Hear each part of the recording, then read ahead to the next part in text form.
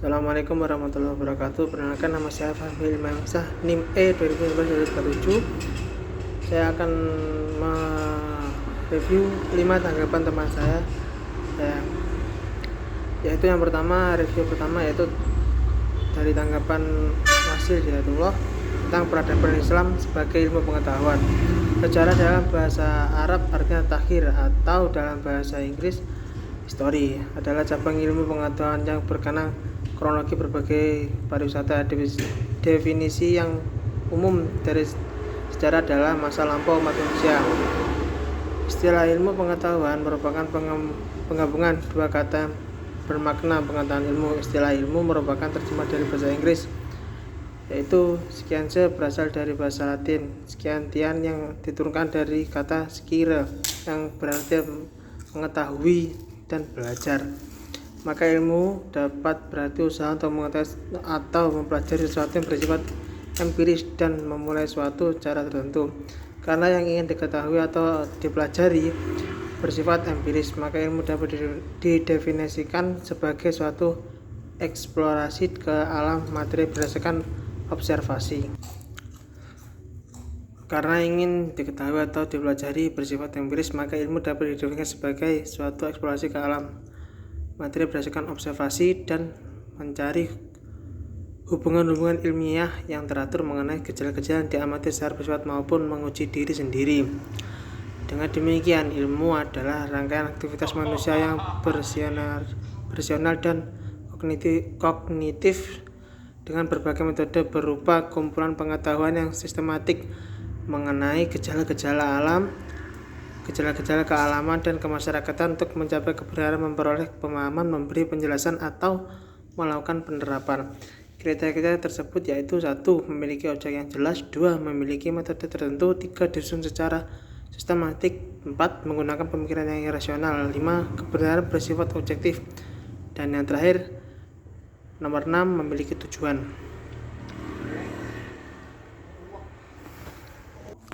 Bukti-bukti bahwa secara pengetahuan peradaban Islam sebagai ilmu pengetahuan yaitu 1. Secara peradaban Islam membahas kejadian atau peristiwa yang terjadi dalam dunia Islam di masa lampau. Dalam hal ini, secara peradaban Islam sudah memiliki objek yang jelas. Nomor 2 yaitu di dalam memperoleh informasi tentang sejarah peradaban Islam dapat dilakukan beberapa metode. Yang pertama yaitu metode observasi, 2. Metode dokumentasi. Selanjutnya ditulis sejarah peradaban Islam melalui beberapa metode, yaitu metode deskripsi, 2. Metode komparatif, 3. Metode analisis sistematik. 3. Sejarah peradaban Islam disajikan secara urut atau sistematik berdasarkan tahun kejadian, peristiwa yang mengalami, hingga akhir dari peristiwa. Dalam hal ini, sejarah peradaban Islam telah disusun secara sistematik. 4. Keberadaan fakta sejarah peradaban Islam diperoleh dari penelitian sumber sejarah yang dikumpulkan dengan menggunakan rasio. 5. Kebenaran fakta sejarah peradaban Islam adalah objektif karena menyusun kisah sejarah harus berdasarkan fakta yang ada. 6. Sejarah peradaban Islam disusun dengan tujuan untuk mengenal dan mempelajari serta mengambil hikmah dan pelajaran untuk kehidupan masa kini. Yang kedua yaitu dari Mufid tentang peradaban Islam pra-Islam. Di zaman peradaban Arab pra-Islam yang terkenal yaitu ada 3 berhala yang sangat terkenal, yaitu Manat, Lata, dan Uzza. Setelah itu kemusyrikan semakin merambah berhala, dan berhala-berhala yang lebih kecil berterbangan di setiap tempat di Hijaz, yang menjadi fenomena tersebut dimusyrikan bangsa Arab kala itu, yakni mereka menganggap dirinya berada pada agama Nabi Ibrahim. Kebudayaan yang buruk terutama dalam segi akhlak dan agama, mereka menyembah berhala yang dilarang oleh Allah, sering melakukan hal-hal yang dilarang, diantaranya minum minuman keras, berjudi, membunuh anak perempuan yang baru lahir, merendahkan harkat martabat wanita, dan membunuh anak-anak. Jika kemiskinan dan kelaparan mendera mereka, atau bahkan sekedar prasangka bahwa kemiskinan akan mereka alami.